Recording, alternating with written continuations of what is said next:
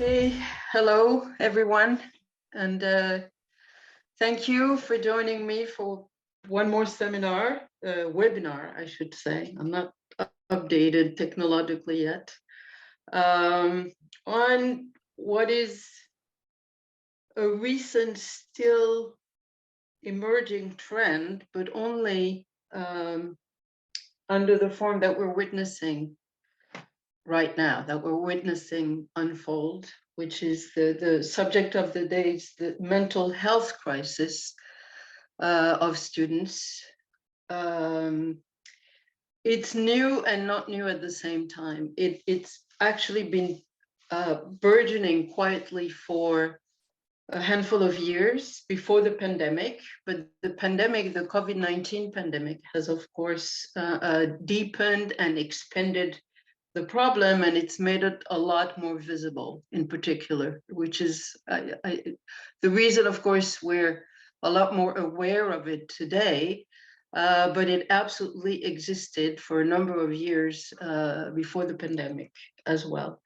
I want to start on a personal note to share some personal experience with you.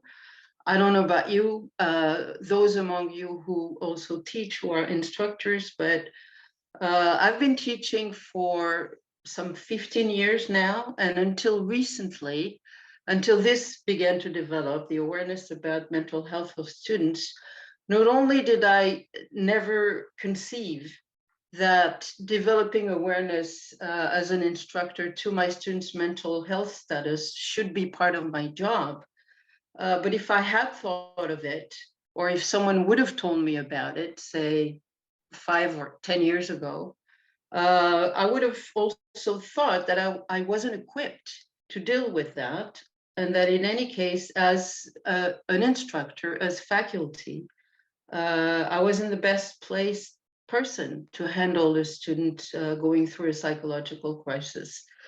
I would have thought that someone in administration, in student services, would have been the best address to deal with someone like that. Now, this sharing of personal experience might surprise you, because you might think, well, that hasn't changed. It's still pretty much the province of specialized people. Of course it is. But the reason, it's obviously still vastly the case, but the reason I'm saying that is that it's likely that increasingly in the future, this too will be part of what faculty have to do, alongside everything else, of course, involved with teaching. And I'm saying this because 2 months ago, I published a report on the future of teaching and researching in higher education. And one of my findings in the report was that the university instructor of the future will probably have to be fully trained, or at least sufficiently trained to address mental health problems in the classroom. I'll just show you, if I can I share screen, Nicolas? Yes. Yeah. Yes, you can. I'll just show you, not this one. Let's go back to the beginning. This one. This is a snapshot from the report, from the book, where you can see a recap of the competencies that the instructor, that's what I call the mentor instructor, that the instructor of the future, or the faculty member of the future will require, will have to have. It's already the case. I'll talk about it a bit later, but in particular in the US, more and more faculty are being trained, perhaps not to that extent, the extent described on this slide, but more and more are being trained to become more aware of mental health issues with students. I'll develop that a little bit later. What I want to do here is first define the problem. In other words, provide some data, provide actually some pre-COVID and during COVID data, okay, to just kind of put numbers, put some metrics on the problem, and then talk about what the post-COVID mental health crisis among students look like, in other words, today or over the past academic year, the academic year that's ending now. For now, the signs, in other words, the aftermath, is only very significant in the US, but in often milder forms, it's clearly expanding beyond the US. So I'll talk about that, and then we'll briefly look at how the higher education sector has been dealing with this crisis. The main question, I think, underlying all of this, at least in my view, seems to me to be the question of to what extent should universities take on the role of tackling what is more and more coming across as a generational malaise. So that's the question I'll put to you at the end of my talk. First, the problem, what we're talking about, the data necessary to situate the problem. I want to first point out, of course, that the issue of teens, of college student mental health is far from being a new phenomenon. As I said at the very beginning, college students are usually people who are barely coming out of adolescence, barely young adults yet. It's a troubled period for many, perhaps for most. We know that the transition from secondary education to college is a perennial source of pressure. So the first thing I want to point out is it's not a new problem. I want to show you this. Okay, this is my outline, which I skipped. Okay. Is this a role for universities? Number 3 is actually the question I'll put to you. But in the third part, what I'll really do is talk about what universities are doing in the post-COVID period. I want to share this article in the New York Times from June 28, 1961. You can see the headline, Anxieties Over College Heighten Youth Woes. And the first sentence is interesting. Teenage anxiety over college admission is becoming a mental health problem in this country. I think this sentence could have been written yesterday, and it would look just as timely. Yet 1961, this is a very different context. Even more convincing, I think, that it's not an entirely new issue is this research showing that in the UK, student mental health began to be a subject a subject of medical concern right after World War II. This study also shows that from the 1950s, mental illness was argued to be the primary occupational hazard of student life in the UK. And that as the student population expanded in the 1960s, concern grew there in the UK about completion and success rates because of mental health problems of students. What you see in this article of Times Higher Education is an article, is a piece written by the researcher. Her name is Sarah Crook. She conducted this research showing that in the UK, it's far from being a new problem. So the fact that mental health, the mental health of university students is not a new concern is important to point out in order to better grasp that what we're looking at now, yes, okay, is not entirely new, but is different. And I believe it's epochal. In other words, the results of a variety of factors, the way it's always been, but some of these factors are unique to our time. I'll look a little bit at some data. First at pre-COVID data to just simply demonstrate that this is not a new problem. We'll learn, for example, from I'll just give 2 sample studies, pre-COVID and then during COVID, okay? I'm not going to hammer you over the head with tons of numbers and studies, only 2. This one is a World Health Organization study called the WHO World Mental Health International College Student Initiative. It was carried out in 2018, so just 2 years, actually a year and a half before the onset of the pandemic. We first learned from this study that approximately 75% of all lifetime mental disorders have their onset prior to the age of 24. 75% of all lifetime mental disorders happen before the age of 24. So that the age bracket that we're looking at, once again, is one with a higher prevalence of mental health disorders, regardless of circumstances, regardless of time, than other age brackets or than the general population. So pre-COVID studies, this one surveys 5 years ago then. First of all, the study points out that colleges and universities across the world are increasingly, again, this is 5 years ago, are increasingly contending with rising rates of mental disorders, and that in many cases, the demand for services on campus far exceeds available resources. The first wave of that study, which is what I'm going to show you, is a survey of 9 countries. You have the list there. Sorry, of 9 colleges across 8 countries. You have the list of the 8 countries there, to assess the prevalence of and basic sociodemographic correlates of common mental disorders, such as major depression, generalized anxiety disorder, or panic disorder, all among first-year college students. These are all respondents, some 14,000 altogether. So this is quite a large study.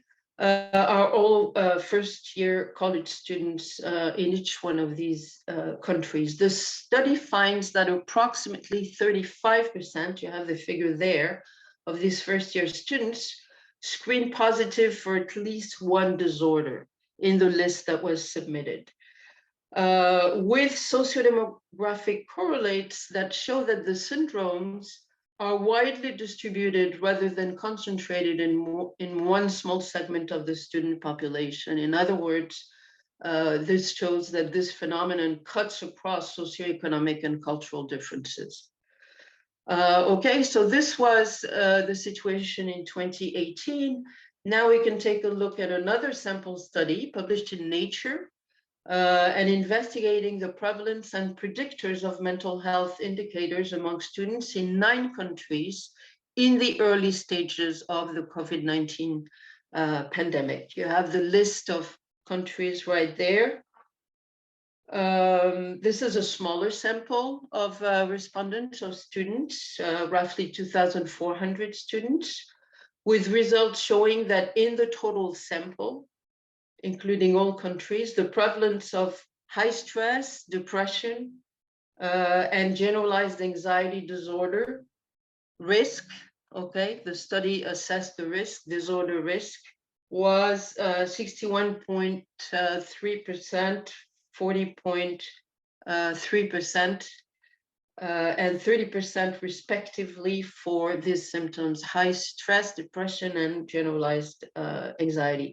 This study also finds that female gender is a predictor of perceived stress, anxiety, and depression, and that students living in towns rather than in rural areas, and those attending first cycle studies, in other words, bachelor students, present a higher depression risk. These are pretty staggering results.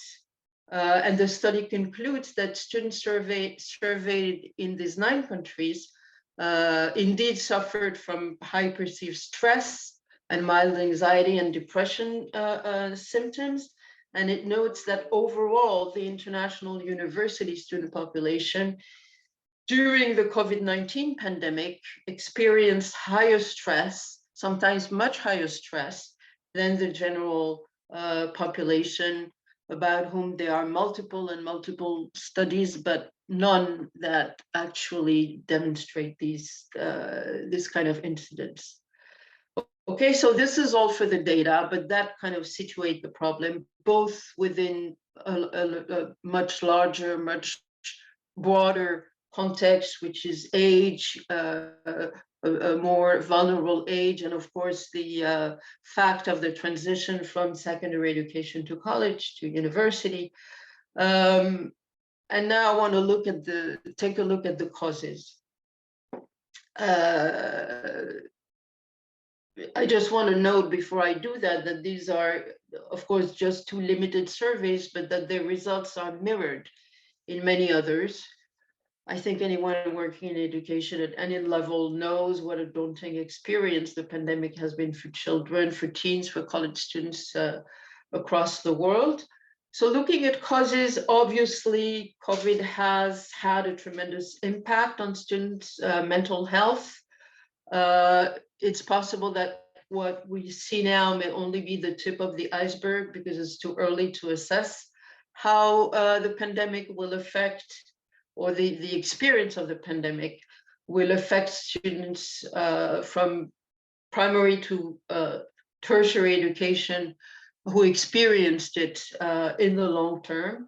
But as I said at the beginning, the COVID-19 pandemic has also served to throw into sharp relief a crisis that had already been in the making for years before the onset of the pandemic. So the question is, beyond COVID, what is causing such a high prevalence of mental disorder syndromes or risks in this generation of students? And here we kind of hit a wall if we look for broad consensus across the multiple studies that have investigated this issue over the past decade, little less than a decade. One factor that surfaces almost everywhere is, you probably guessed it, the rise of social media. But even there, not all experts agree. There's tons and tons of literature about it. There's tons and tons of media articles about it. It's very often blamed for the current mental health crisis among young people, teens and students, and even children. But when it comes to experts, to scientific publications, there's a lot of controversy. Not all experts agree. There is an abundance of studies that find that mental health concerns and social media use have increased together, have increased in tandem. Mental health concerns, including depression, anxiety, even suicide, have increased in prevalence, especially among girls, in recent years. This is vastly documented in the US, in the UK, but there's also signs that this is happening in other countries as well. And in many data sets, the increase seems to be particularly sharp starting around 2012. And 2012 is also roughly the year that social media became widely available on smartphones. And teens started using it a lot around that time. I'm going to show only one study that was published last year in the American Economic Review, in which the authors examined it's actually an interesting one. The authors examined I can't switch to the next one, what's going on? Oh, I just see that slide has simply disappeared. That is very strange. It was there half an hour ago. What happened? It was slide 9. Okay, it's gone. I can't really explain it, but technology sometimes still has its mysteries. So just have to take my word for it. Again, it's a study that was published last year in Nature. The American Economic Review. And the researchers in this study examined the staggered introduction of Facebook across US colleges, and find that the rollout of Facebook at a college, so staggered rollout, this is what makes it interesting and perhaps convincing scientifically, staggered rollout of Facebook at a sample of US colleges, and they find that the rollout of Facebook at a college had a negative impact on student mental health and increased the likelihood for students to report experiencing impairments to academic performance due to poor mental health, sorry. The researchers, they also look at additional evidence that suggests that these results are due to Facebook fostering unfavorable social comparisons. I think since 2012, we've also had ample evidence and also experience of the possible adverse effects of Facebook, not just on teenagers and college-age students, but on, I think, all of society in general, and perhaps even on democracy itself. So that's what makes it an interesting study. I think that as people involved in higher education anyway, we would almost all agree that there is at least a correlation, that social media is at least one significant factor. Again, there's no broad consensus about this among researchers. It's a question that's the object of a huge debate among education experts and psychologists, especially in the United States. There's, of course, other causes that are often cited that range from the fact that this undergraduate cohort were young children during the 2008-2009 financial and economic crisis that their parents overwhelmingly experienced, ranging from that to climate change anxiety, the collapse of ideologies, for example, and therefore perhaps the lack of purpose or life meaning that this generation of students is experiencing. And of course, few studies exist at a planetary level to take into account vast socioeconomic, cultural, and other differences that may play a significant role in explaining the current crisis. Most studies, an overwhelming number of studies are conducted in the West, mainly in North America and Europe, Australia, etc.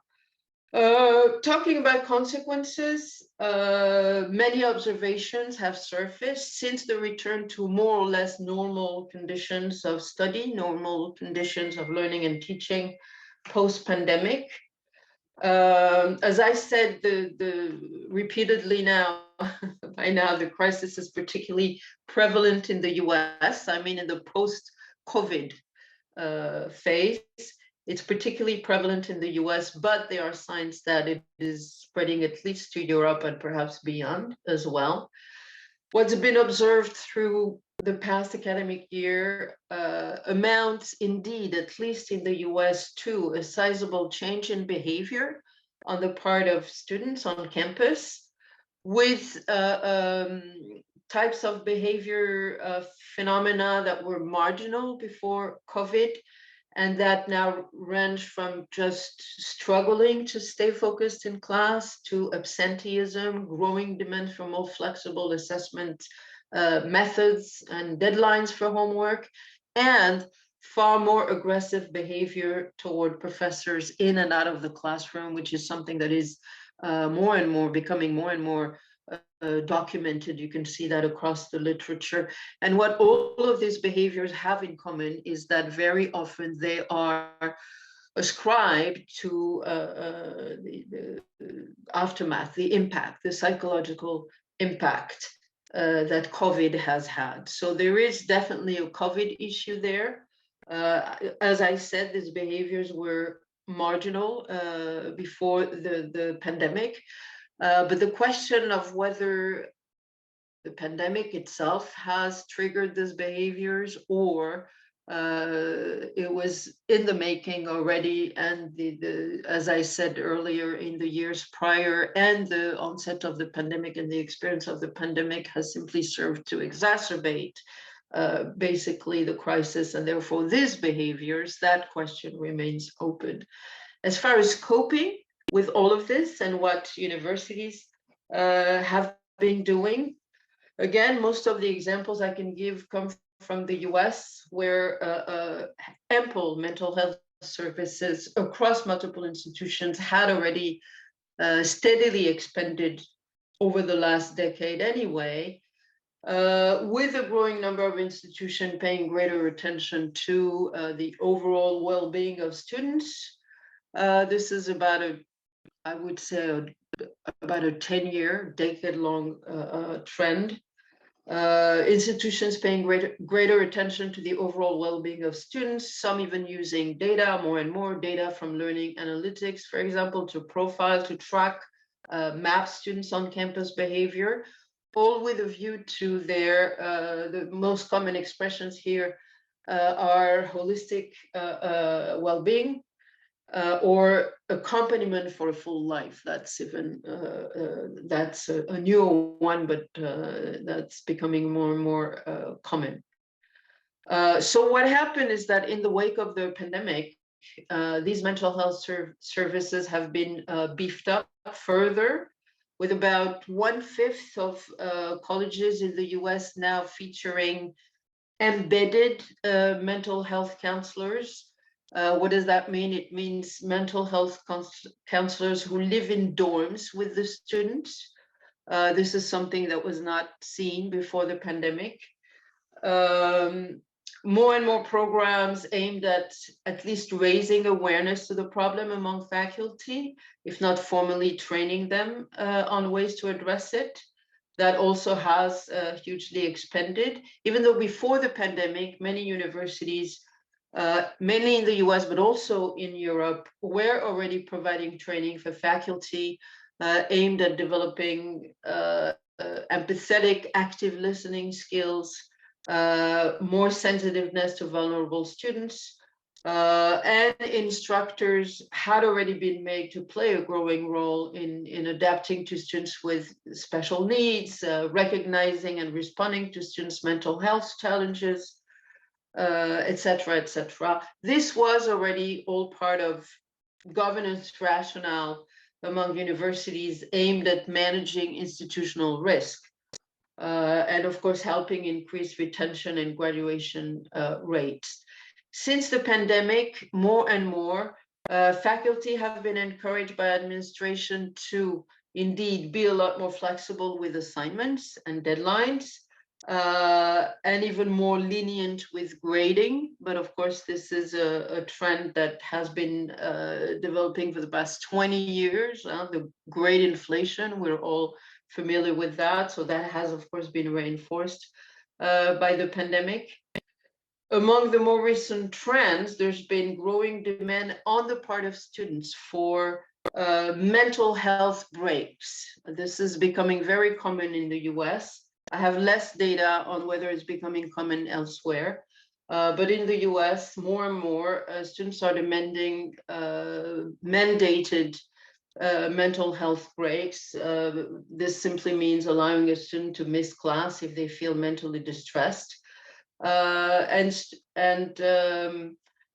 Usually when that happens, faculty members are supposed to provide accommodation in the form of granting deadline extensions or even exemptions from any work done in class on the day that the student took that mental health break. I'll give you that one example at Northeastern University. Students are now advocating for campus policies that require instructors to provide class notes and deadline extensions when the students use a mental health break day, which is increasingly no longer called mental health break day, but wellness day.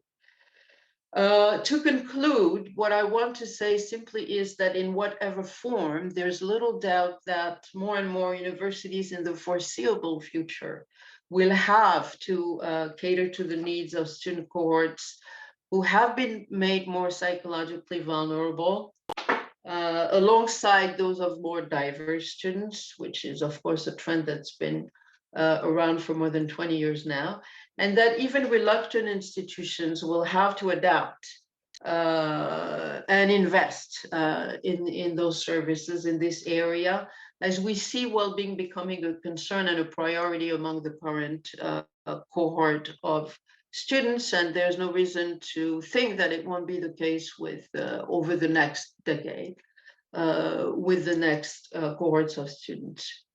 That is about all I wanted to say. And I want to, as I have done now for the past perhaps 3 or 4 webinars, I find it a lot more interesting to ask you questions than to answer your questions at the end of my presentation, which doesn't mean I won't take questions if you have any, of course. But I would like to, this is a time for now sharing experiences. So my question to you would be double. First of all, the question I raised at the beginning, that I ask myself, and I'm not sure what the answer is. So I think this is material for discussion, and it would be interesting if you had views to share about that. First question, to what extent should universities take on the role of dealing with the mental health of their students? There actually might be a cultural component to the answer. For example, here in Europe, it really hasn't been a traditional mission of universities at all. It's never been part of the training of faculty. It's just simply never been part of the things that we've been tuned to in terms of teaching and interacting with students in class. But that's at least in part culture related.